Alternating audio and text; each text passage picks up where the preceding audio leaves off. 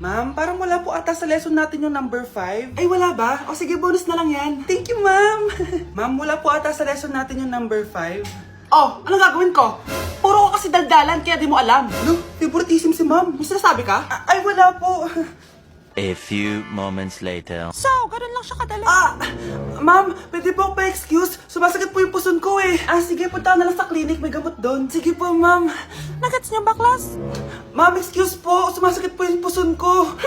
Ang arte mo naman. Konting sakit lang. Excuse agad. Kapag di maganda, wag na mag-inarte.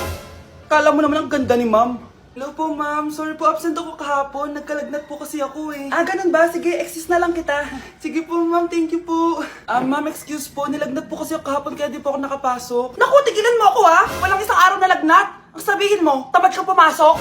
Ikaw nga, palagi ka nga di pumapasok eh. Anong sabi mo? Totoo naman, ma'am. May favoritism ka. Susumbong kita sa principal. Maniniwala ba ang principal sa'yo? Wala ka namang ebidensya. Anak, mag-exam tayo mamaya ha. Dapat mas mataas grades mo kay Scarlett. Oo naman, Nay. Mas magaling naman ako sa kanya. Anak ni ma'am si Samantha. Eto yung mga sagot mamaya sa exam. I-perfect mo yan. Sige na, Nay. Baka may makakita pa sa atin. Humanda kayong dalawa sa principal. Tapos na yung maliligayang araw niyo.